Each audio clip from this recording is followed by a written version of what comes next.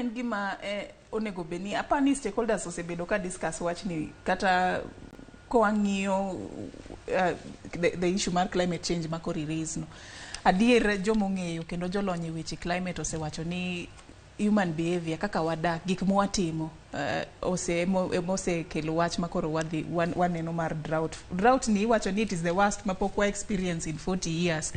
to kendo king'iyo predictions ma jo Kenya Meteorological Department omiyowa ing'isowa ni the next season mar October December rainfall koth mwadhi yudo ok dhi rom kendo ok wanyal sustain agriculture kendo ema en gima waseng'eyo mangiso ni situation makoro wane sani kaka country ma 23 counties koro sani ok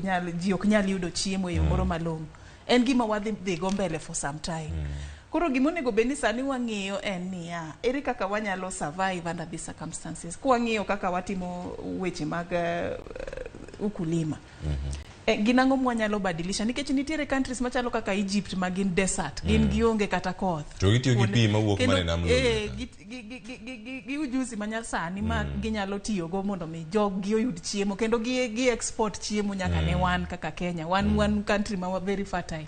koro ng'eni mage gik monego beni wakoro wang'iyo jomosomo manyalo dhi kocha to timo research to ng'iyo ni ang'o gidi mwanyalo biro go mondo mi wa invest e country waka kuonde minyalo nitiere kuonde machalo pastoralist communities gi magin ng'eni pachgi ogeno sana weche livestock kendo gin ging'eni ma kende kika wanyalo survive sani onego beni koro ing'iso gi ni ndalo makoro selandi ni kiangazi dhi bedo ndalo moselandi ni weche koth ok dhi bedo maber ok wadhi bedo gi chiemo mawamiyo kata livestock gi inyalo uso gi tikan pesa ni kate bank kate bengi kamoro mondo mi ka weche olokore kata ka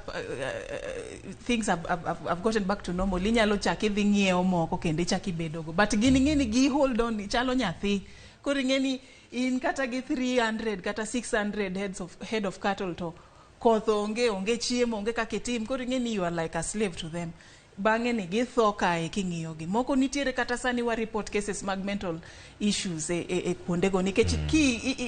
gigeno gi ahinya chidwa neno gi ka githo kanya achiel you lose kata 300 head of cattle ing'eni